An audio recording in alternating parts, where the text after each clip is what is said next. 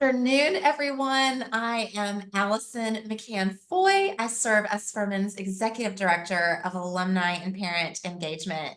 It is such an honor to welcome you to our program today. And there are lots of you on the Zoom, which is so very exciting.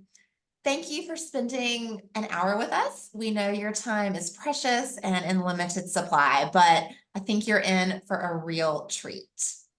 When FurmanWIN's Women's Impact Network has taken off and it's just gaining so much momentum. WIN is a strategic effort to bring Furman women together in community, but it's just one of the many ways that we attempt to engage with the entire population of Furman graduates. And we're just so excited to observe the energy and the desire that so many of you are expressing around WIN. So thank you for participating today and hopefully again in the future. This event is our first virtual Wednesday with WIN.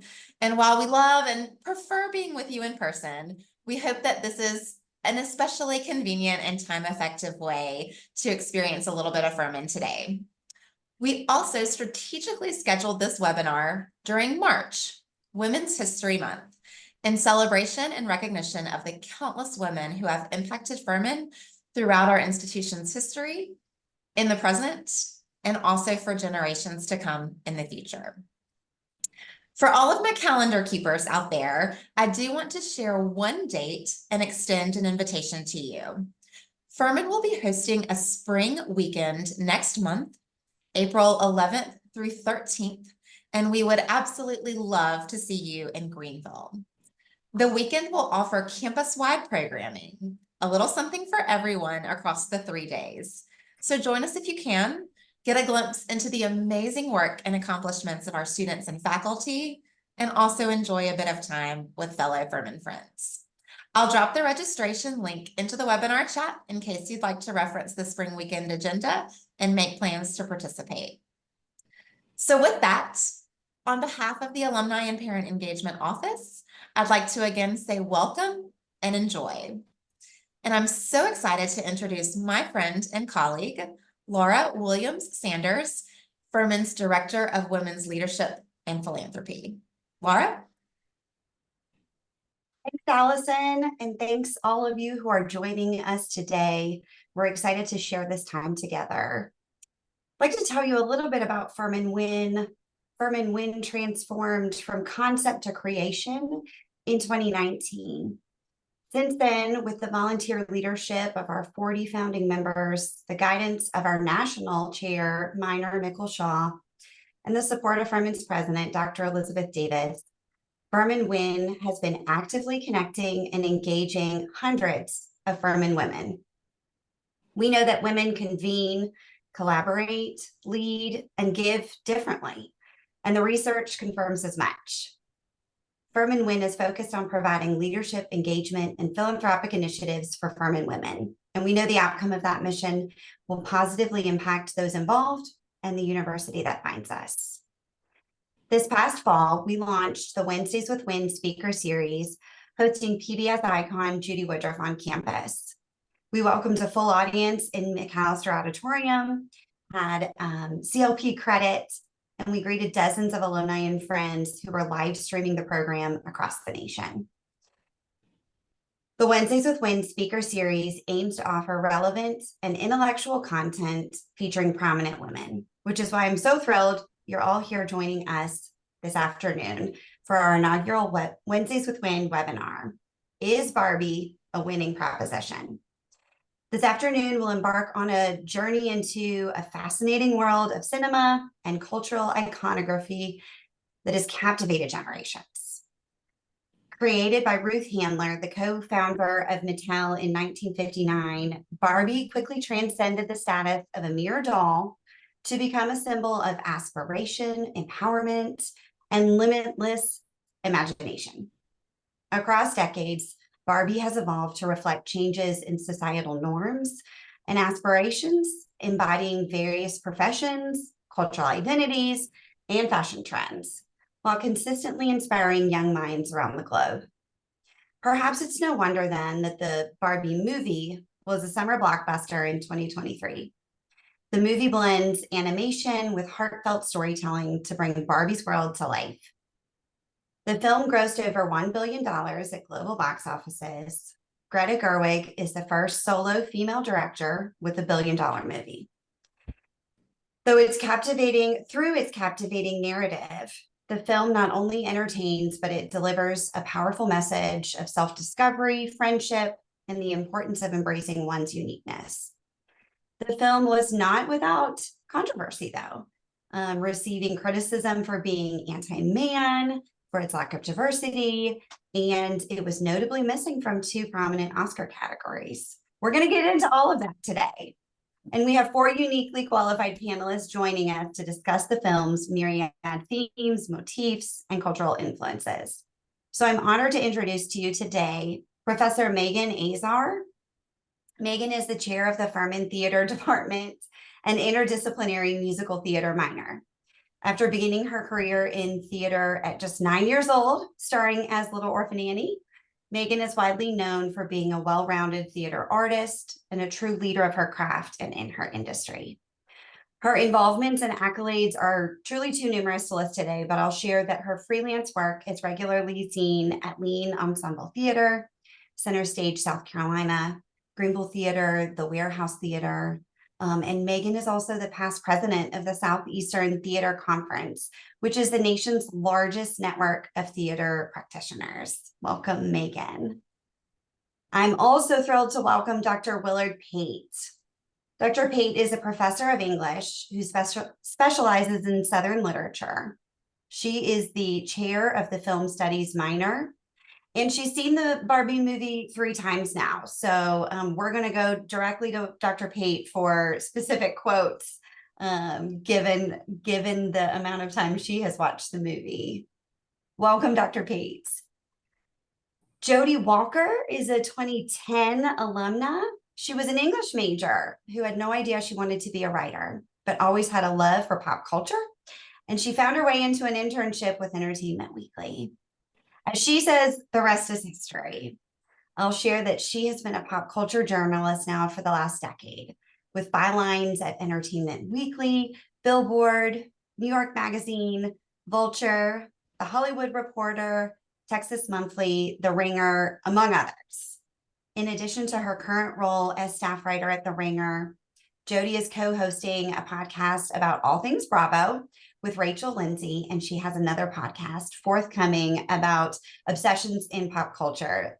Jodi, thanks for being with us and welcome. Last but certainly not least, I'm so thrilled to welcome Spurgeon Smith to this panel as well. Spurgeon's a member of the class of 2003. He is originally from Columbia, South Carolina. After graduating from Furman, he worked in the Furman admissions office for 3 years before making the leap to New York City and taking a crack at showbiz. His film and TV credits include Veep, Something Borrowed, Law and Order SVU, Kings, and Eastbound and Down. In his own words, now he's just married with dogs. But I think it's also worth noting that he's the head of operations at Irony Point Production Company. So welcome, panelists. Thank you all for your willingness to share your thoughts and expertise. Some quick housekeeping logistics for our audience. We're going to look forward to about 30 minutes of discussion with the panelists, and we'll be inserting a few poll questions and quizzes into the webinar to keep an eye on your screens. We do plan to reserve some time at the end of this webinar for the panelists to answer your questions. So at any time, feel free to send a question and we'll do our best to get to as many as we can. So before we even get started, panelists, I think it will be fun to get to know our audience a little bit. I want to launch a poll. So I'm curious in our audience, how many of you have seen the Barbie movie? Yes, you've seen it. No. And maybe the answer is no, but I'm feeling familiar because I've seen references on Instagram or on the news and so forth. We still have a few more responses coming in. Okay. So it looks like 75% of our audience has seen the movie. 14% has not seen the movie, and 10% not seen it, but is feeling familiar with it. So that's a little bit about who's in the audience. And let me do one more. Let's see. End this one, launch this one. Did you have Barbies or play with Barbies as a child? This will be interesting.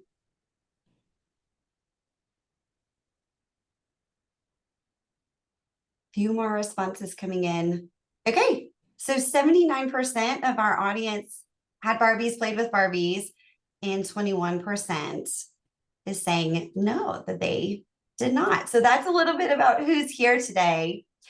Let me start out with a question about the story and the writing of the Barbie movie. I think the writing of the story toes a thin line between being taken pretty seriously and having some deep conversations and deep messages, and having fun, inserting humor and sarcasm into the film. Panelists, can you say a little bit more about this approach and how it may have positively or negatively impacted the audience reception? Willard, do you want to kick us off? I see you're off mute, so I think it would be great if you would kick it off. Well, one of the interesting things I think about it is that the authors of the script were not sure that it would ever be produced. What had happened was that actually it was Margot Robbie that got the idea of doing something with Barbie. And then she got Greta to get involved, and then Greta got involved with her partner. And COVID came on. So Greta and her partner were actually in New York, closeted there, trying to get a script. And when they finished the script, they passed it around to other people, and they were all looking at it saying, we'll never get this produced. The idea, of course, was because of that sarcasm that's in there, the fact that you take the thing seriously, but you can't take it seriously. There are a lot of barbs in there, no pun intended there. But there are a lot of barbs really with the doll itself, with Mattel. And but what happened was that it passed everybody's censorship, and of course it went on to make that $1 billion. Just didn't get an Academy Award except for one song.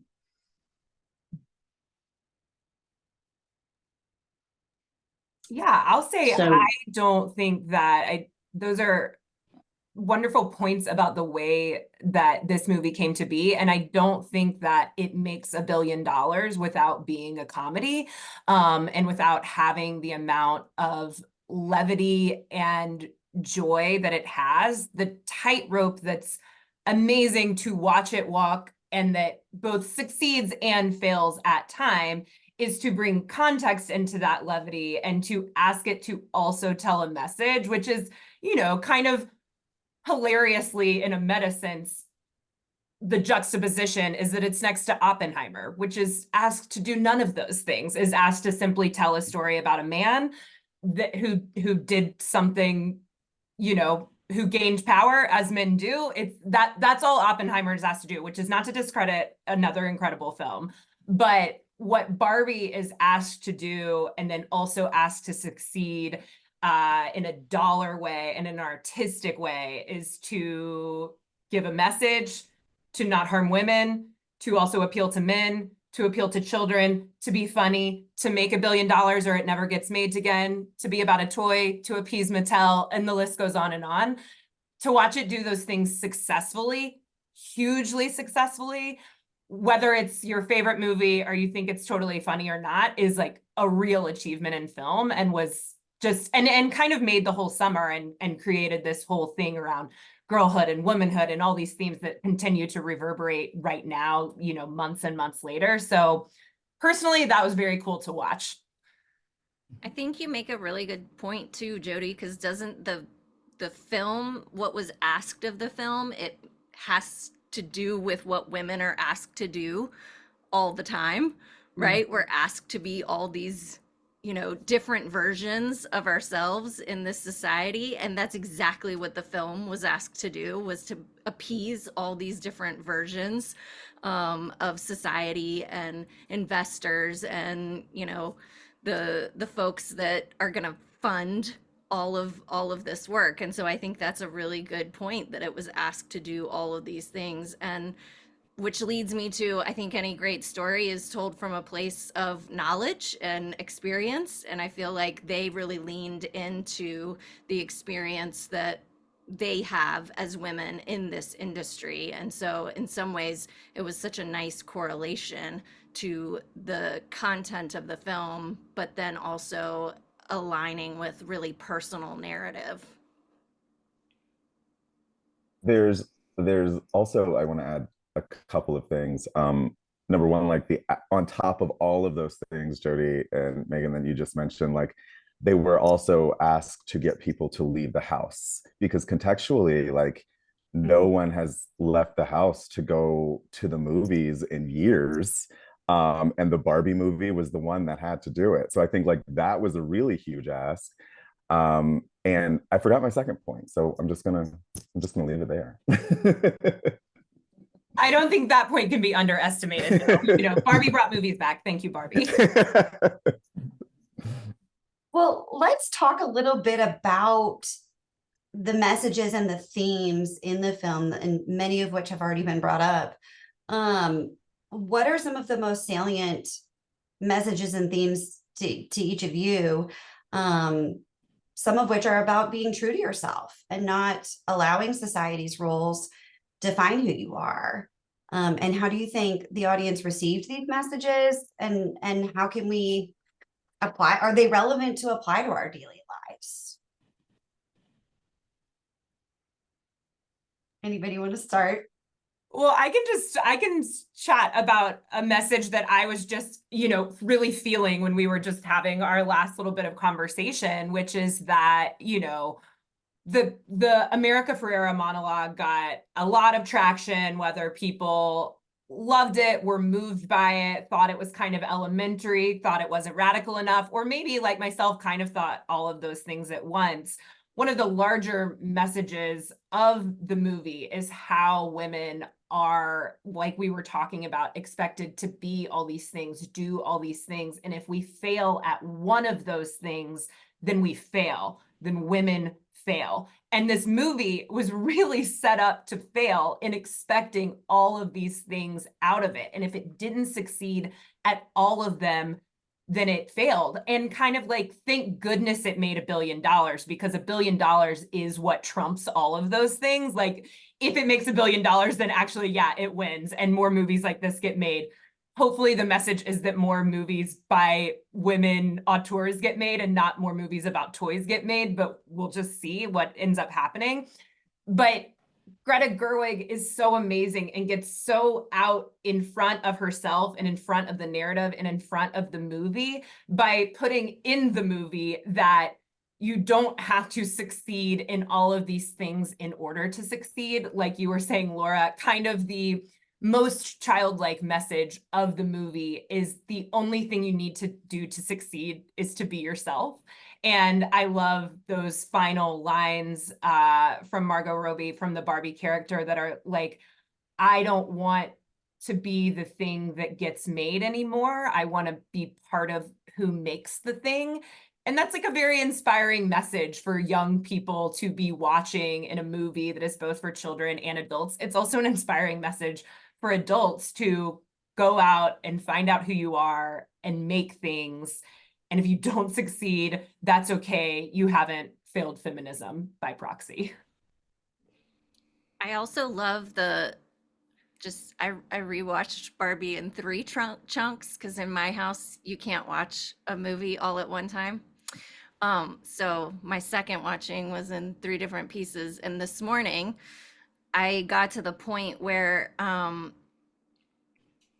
you know, American Ferrera's character is all, you can be president, or you can be a mom, or you can be a mom who is president, or you can be a mom who is not president. And I just love that section of it, because it kind of speaks to that whole idea of like, you know, one aspect of yourself could be a failure, but then you can also contain multitudes that are totally acceptable and different than societal standards of what you can be. And I think that there's moments in the movie where I was like, oh, yes, that really hits with me. And then there were other moments in the movie where I think they were trying to address that same message. And I was like, oh, if they just done this one little tweak, right? But that's not, that's my personal take on a film that I also kind of think is so funny about this film is that everybody's personal take on it is going to be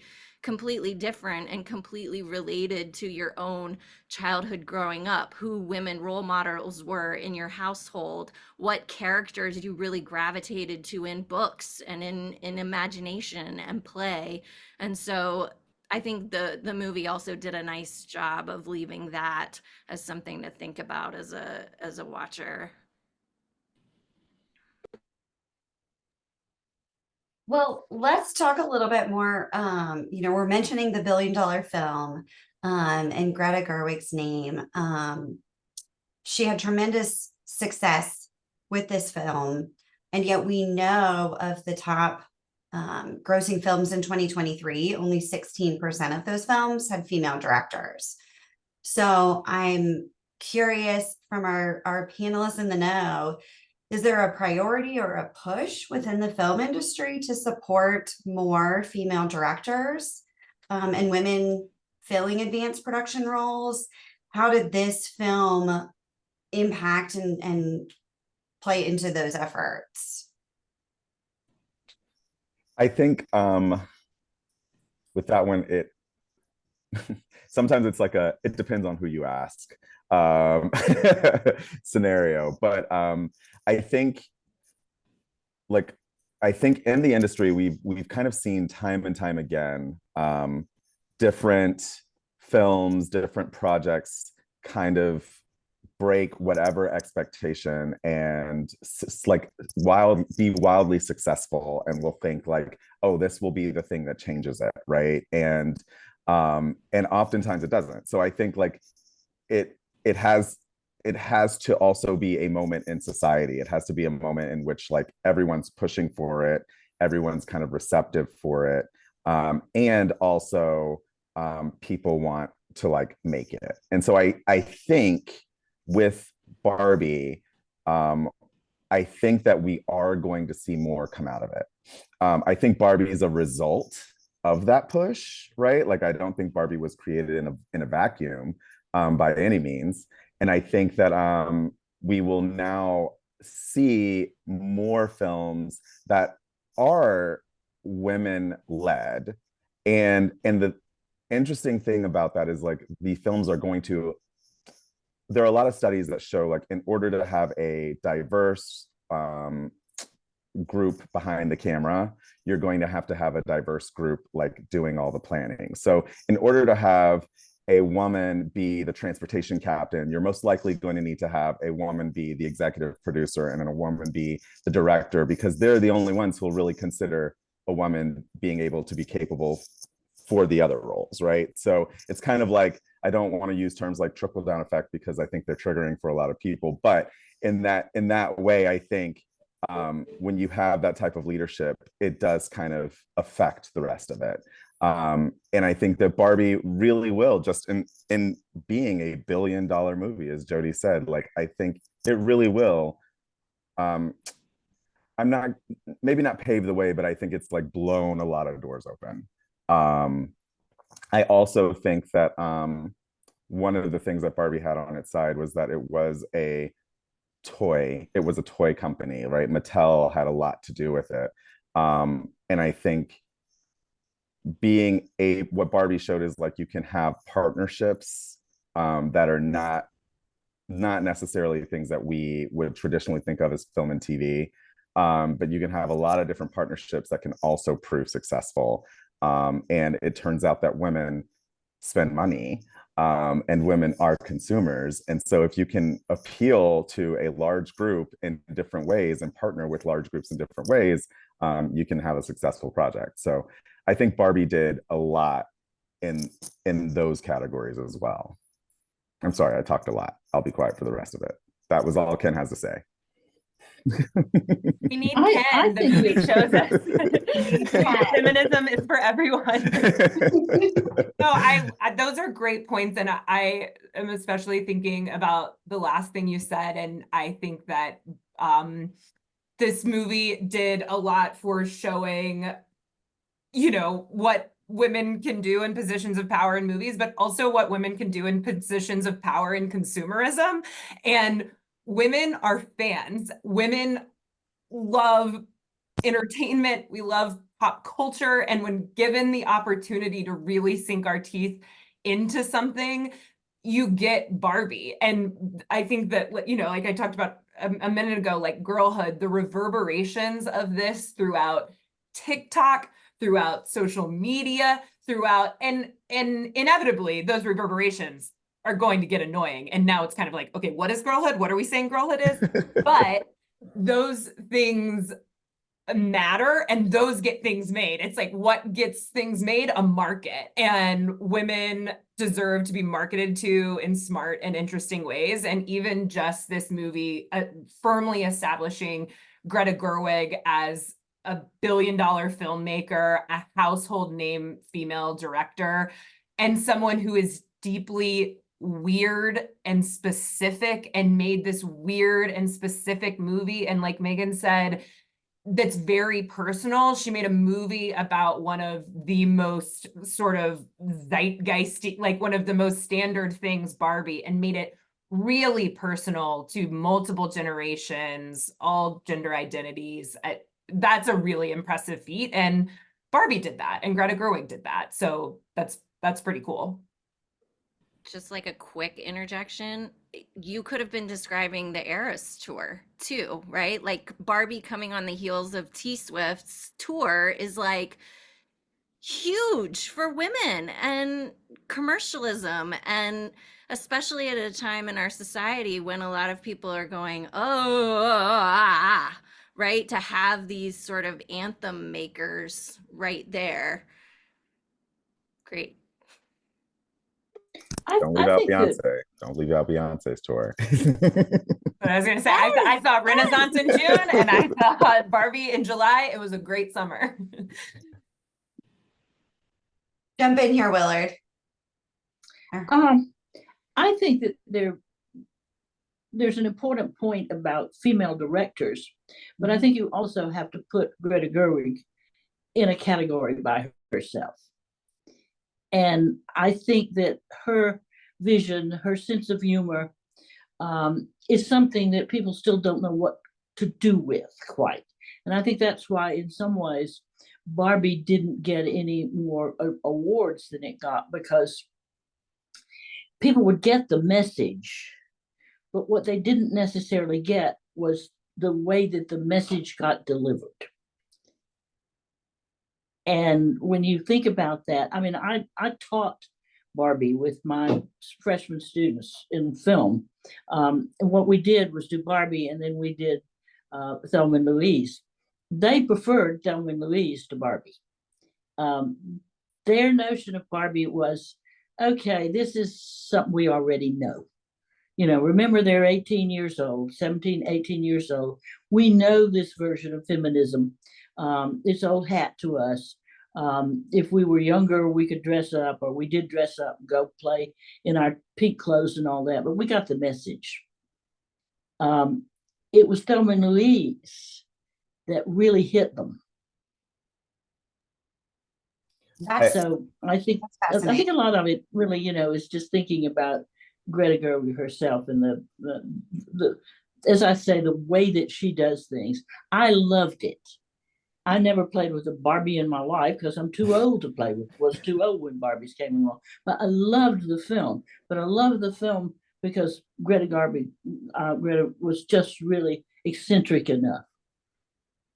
Okay, I want to see if our audience picked up on some of the Easter eggs or nuances of Greta Gerwig's genius. The movie features so many historical Barbies. It makes significant pop culture references throughout the film, and there's some notable references to other films. So, audience, did you pick up on any of these nods to other films in the movie? I'm very curious of the outcome.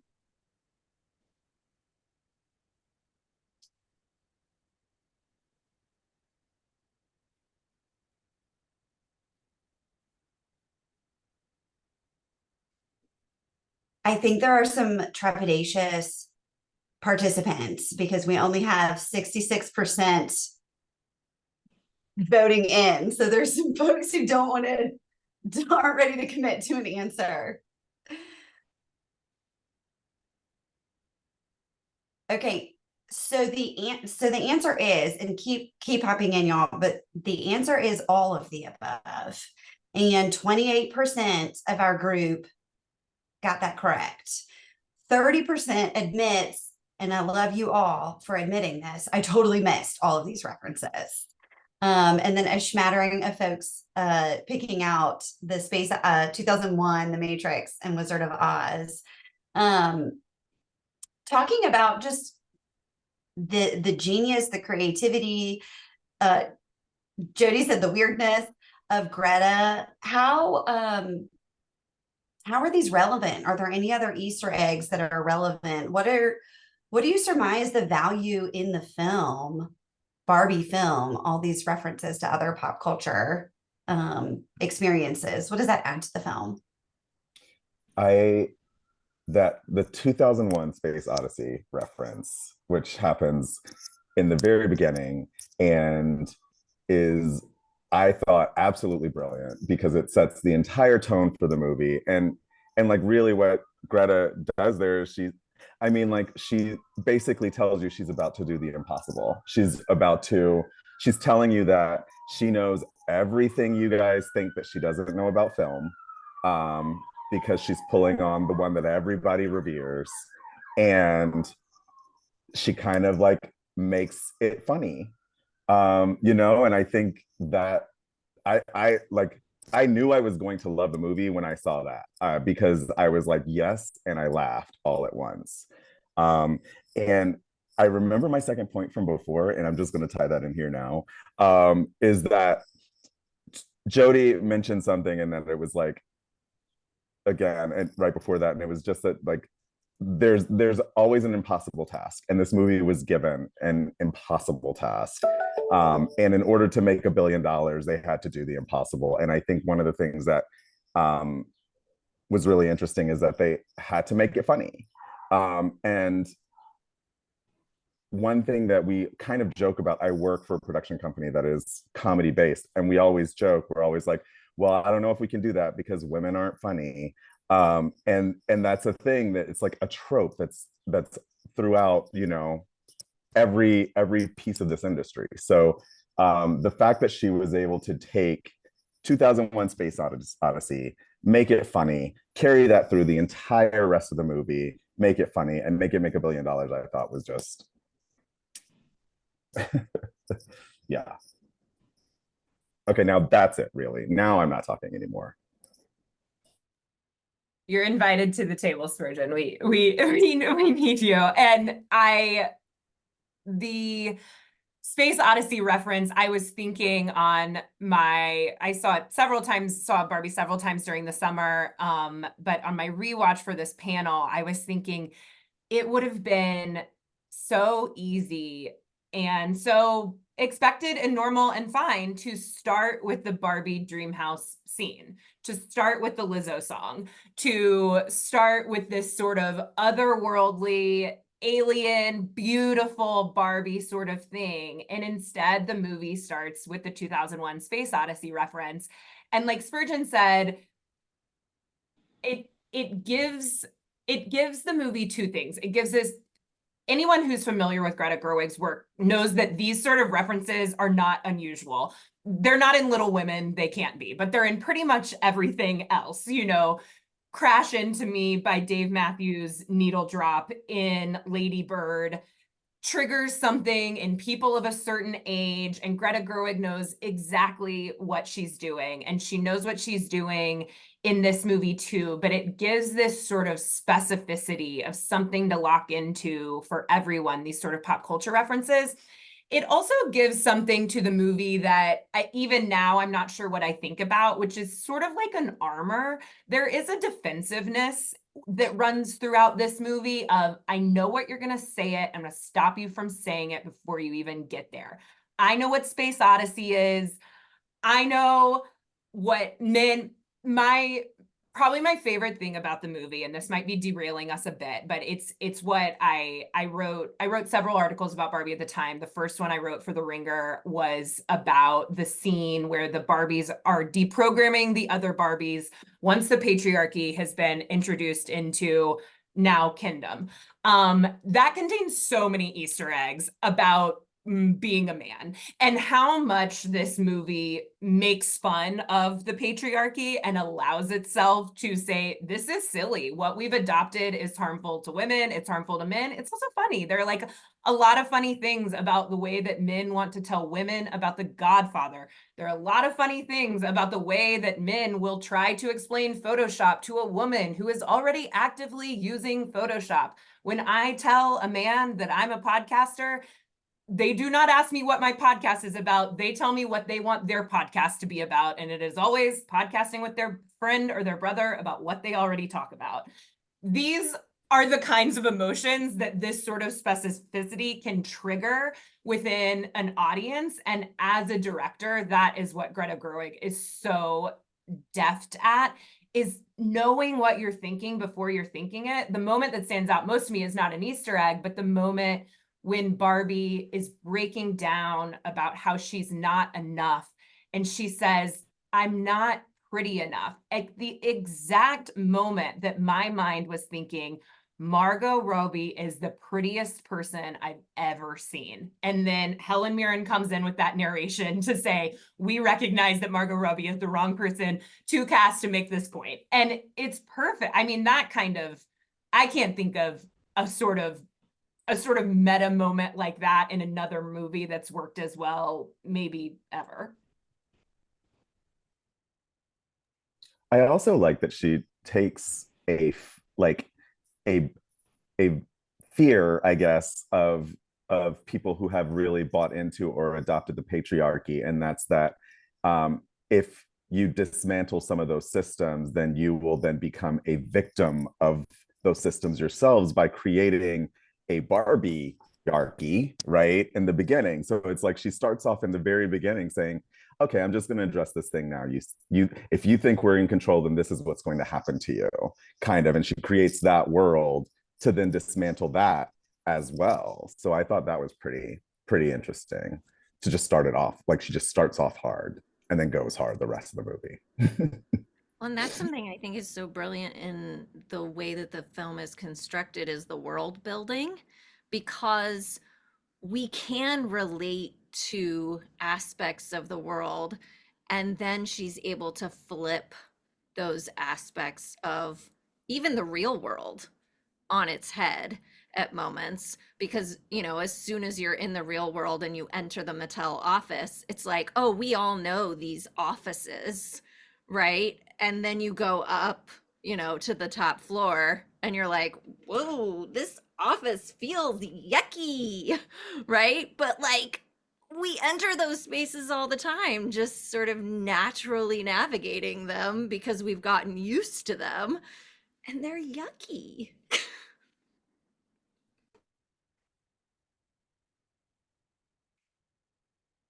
Willard, do you want to say anything more about her infusion of the other film references and the value that that brings? Well, obviously, 2001: A Space Odyssey is the one that we're all going to get first, and of course it's wonderful there that they have Margot Robbie in in that scene. Yeah. So that gives you that complexity there with Ellen Mirren talking. So it sets it up. It's pretty complex right there. But another one that goes all the way through here is Wizard of Oz.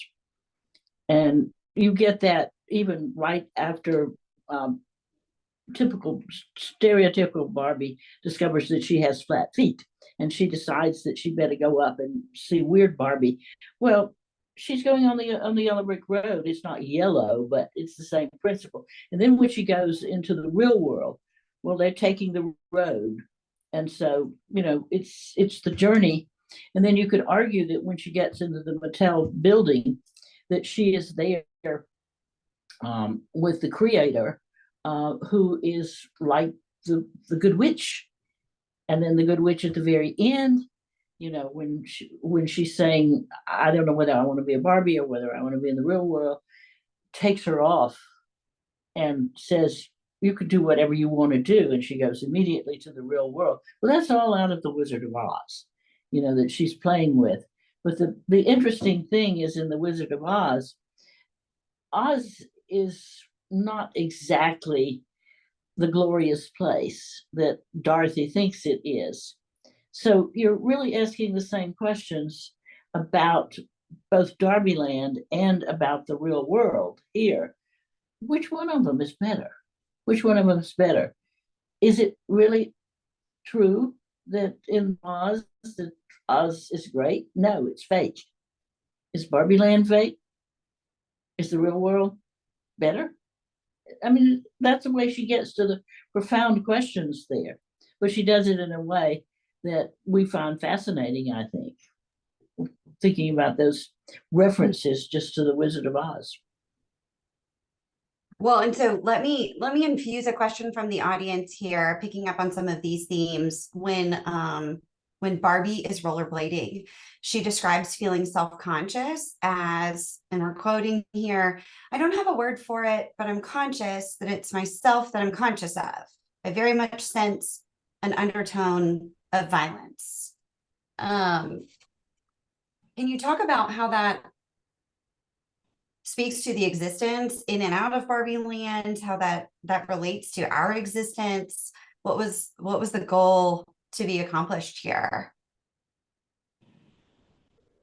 I mean, not to be completely incendiary, but I think there is a level of violence against women in this society that we live with and accept on a day-to-day basis.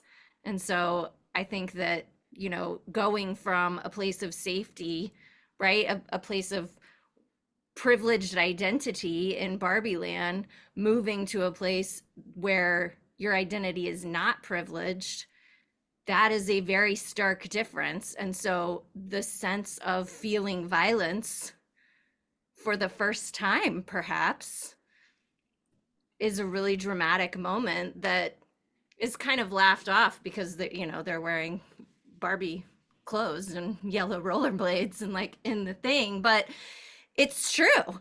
I mean, she's suddenly surrounded by all these men who have power, and she hasn't been in that situation before. Well, that's one of the things that my students were actually working with when we were doing Barbie and Thelma and Louise. The fact that you've got the violent rape in Thelma and Louise, and you have the potential for something like that in those scenes in Barbie. But Greta Gerwig just actually then turns it around so that Barbie just hits him and then she gets arrested. And it's all funny, but at the same time, it reminds you, no, the woman is going to get blamed.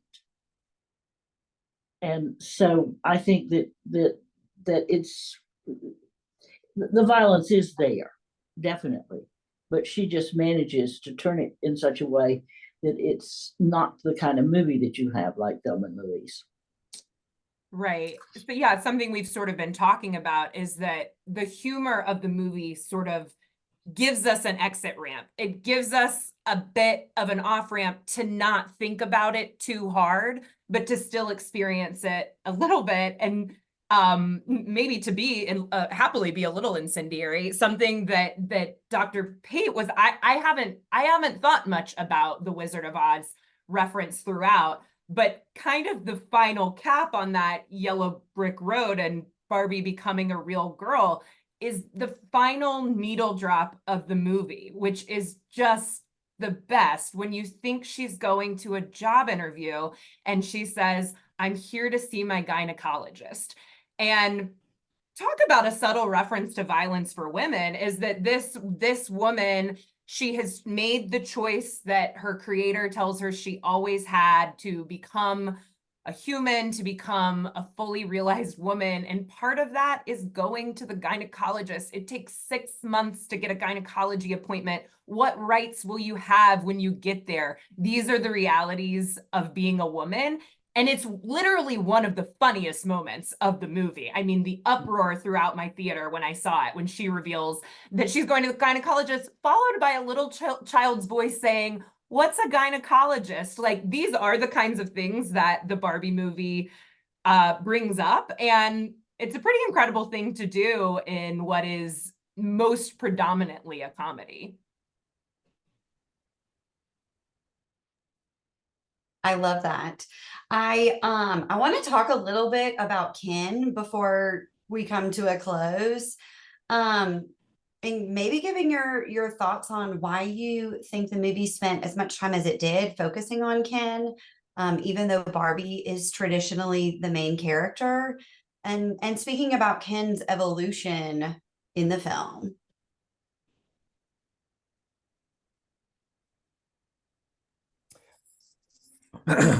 As a Ken, I'll start. Kick us off, Ken.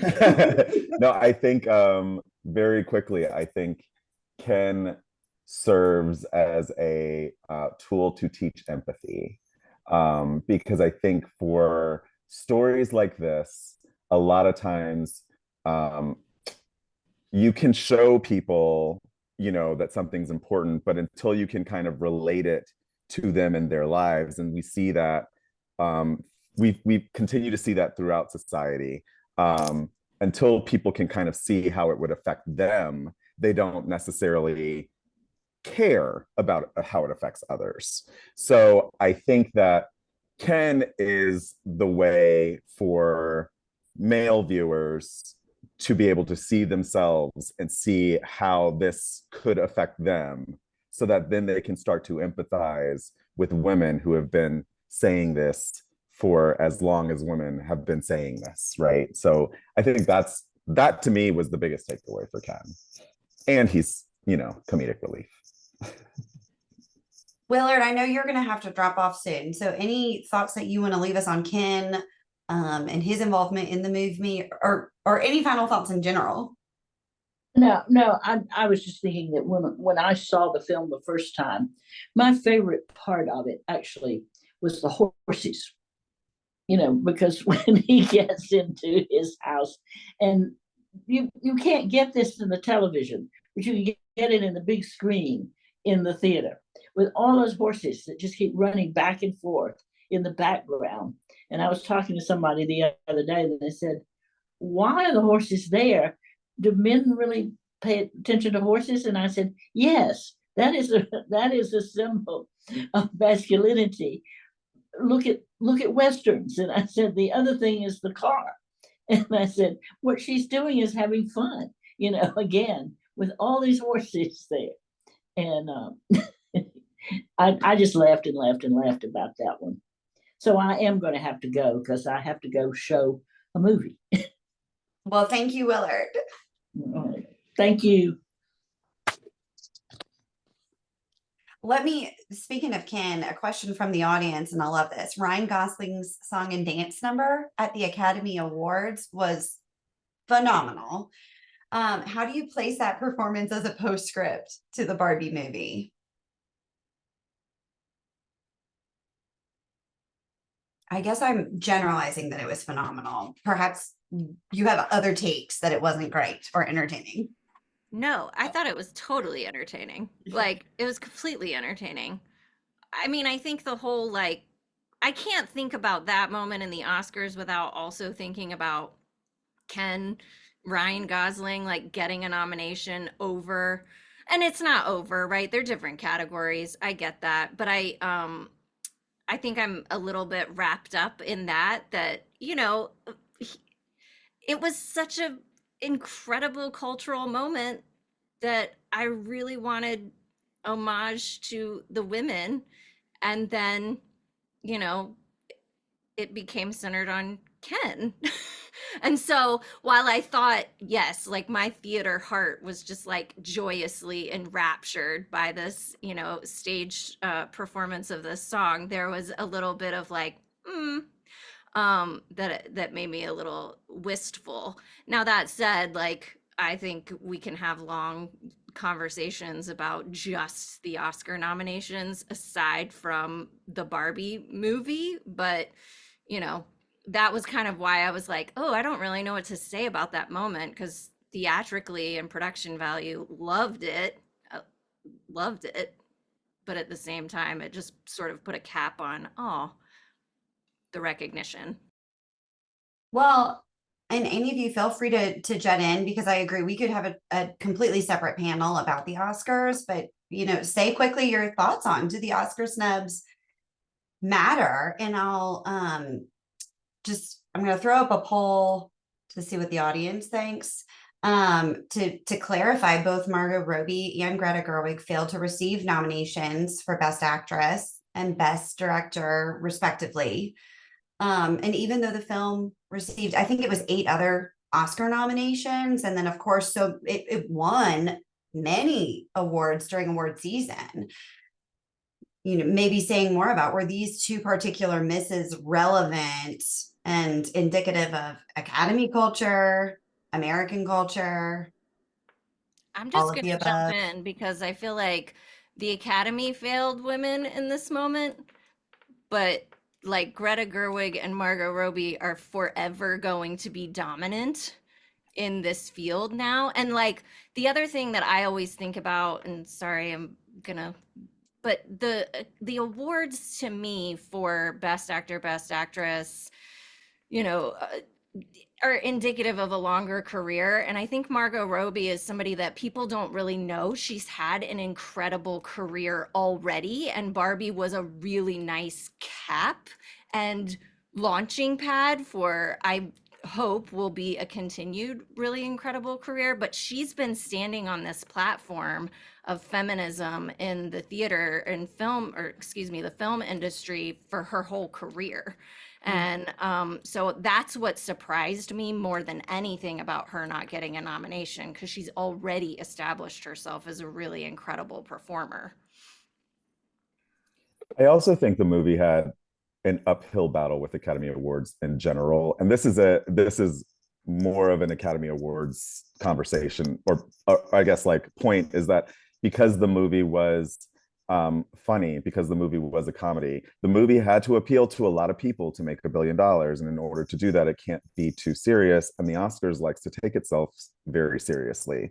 So I think in that sense, it would have been, I was not surprised that the movie was not given the accolades in this arena, because this arena does not typically do that for this type of movie, and this type of movie in several different ways, right? Like women-led, funny, like great cast, big production, big success. Like there's so many things about this movie that didn't necessarily make it Academy Awards fodder. Doesn't mean it wasn't deserving of, I think, recognition for how good it is. Right. And I think oftentimes who the Oscars matter to are filmmakers. It is the highest level of prestige. There is sometimes an idea, which is always frowned upon for some reason, of chasing an Oscar, but you're also expected to get an Oscar. But I have to imagine that even knowing how things turned out, even knowing that Ryan Gosling gets the nomination, that Margot Robbie doesn't, that Greta Gerwig doesn't, that Greta Gerwig would not have changed the movie that she made, because Greta Gerwig isn't making this movie without that kin character. Spurgeon talked about the empathy aspect, and it goes in the other direction, that Greta Gerwig has empathy for the repressed character in her movie, who is usually the woman. You know, this sort of inverse of gender dynamics is very obvious. It's outright explicit from the very beginning. The Mattel guy says, I'm a man without power. Does that make me a woman? And in this movie, it does. That is, you know, it's supposed to be made obvious to us. What Greta Gerwig does is give an entire arc to that character who happens to be Ken, but it also provides these really like insightful and, you know, intense moments against the patriarchy. The movie is at every turn what Barbie says, by giving voice to the cognitive dissonance required to be a woman under the patriarchy, you robbed it of its power. And that is sort of the thesis sentence of the movie, of that scene that Dr. Pate talked about. That's so funny, just to be like, yeah, men are really into horses. And I know that. And Barbie knows that now. And we know that because women are often asked to understand men better than they understand themselves, because it is how we get them to treat us better. It is how we get them to respect us. It is how we get them, hopefully, to not harm us. Like, these are the biggest, you know, highest stakes things of the patriarchy. And Barbie tells them through horses. And that is like a real feat. That is done by an imperfect movie. You know, Barbie also doesn't dismantle the patriarchy, and it doesn't fix being a woman in society, and it didn't make men understand, you know, the America Ferrera monologue is sort of nothing new, but you also see TikToks of women watching and men watching that monologue for whom it is kind of something new. And that is a little bit revolutionary. And that is worthwhile. And that is a $1 billion movie. And that is a woman's story. And that created a movement around girlhood. And so those things are worth much more than an Oscar. It would have been cool to see. There's also no one I would have taken the Oscar away from, I think, in this particular race. So the movie sort of stands on its own merit. And like I said earlier, like, thank goodness it made $1 billion.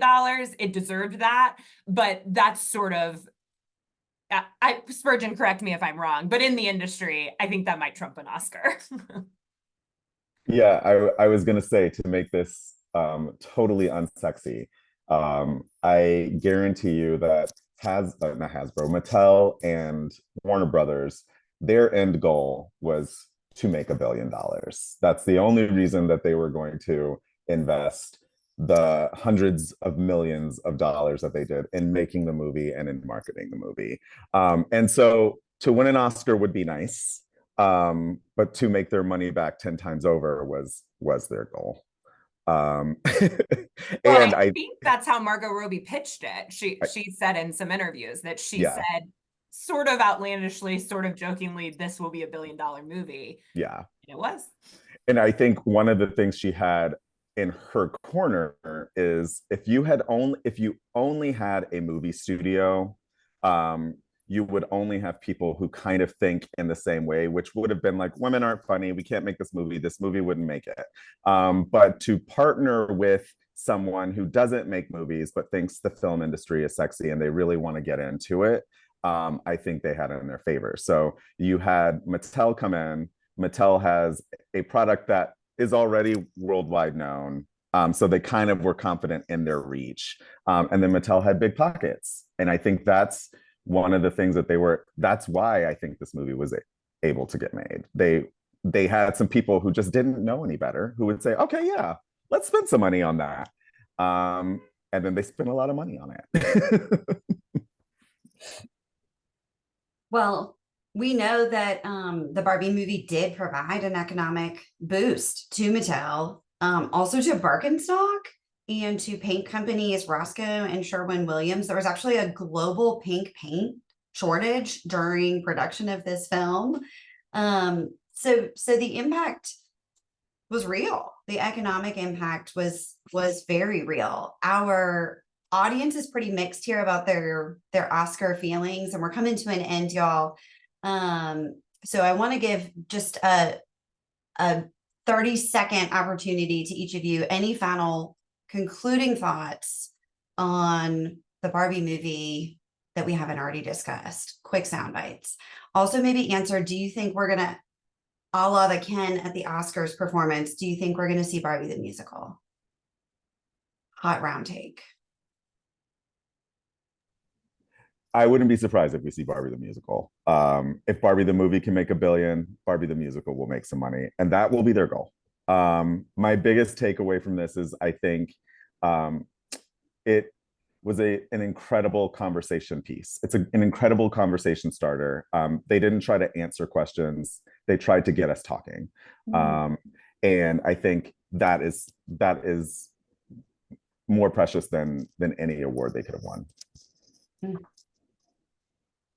Yeah, Barbie brought movies back and Barbie brought monoculture back. You know, it gave us something to talk about and relate about. And like Maegan said earlier, everyone experienced it in very different ways. Like, you know, I was very moved by the bus scene where Barbie says, "You're so beautiful," and the older woman says, "I know." You know, like for me, that was like a perfect subtle moment. I was very sort of confused and not down with the mothers stand still so that they can look back and see how far you don't relate, and would never tell my mom that. Like that's, you know, it has something for everyone. It also has like a little something to bite into for everyone, I think. And just to personally, as a pop culture journalist, to have something that people are really excited about in pop culture, so excited about that they're, you know, buying a certain kind of Birkenstock, is cool and exciting, and it does something for the culture, and culture is popular for a reason. And when we see it really happen around something worthwhile and something really interesting, that's generally going to be a positive and winning thing for society. Oh my gosh. That was Nailed it. brilliant. Nailed it. That's why you're a writer.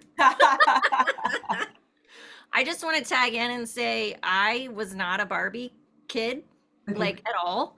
So what I love about the movie is that it has given opportunities for all of us to come together and have conversations, and people who I would have never guessed would have such strong opinions on things, having these wonderful opportunities to express those, and a window to like actually dive deep into some conversations that we've been needing to have as a society that come in shifts and fits, and having this one last this long, I think has been really exceptional.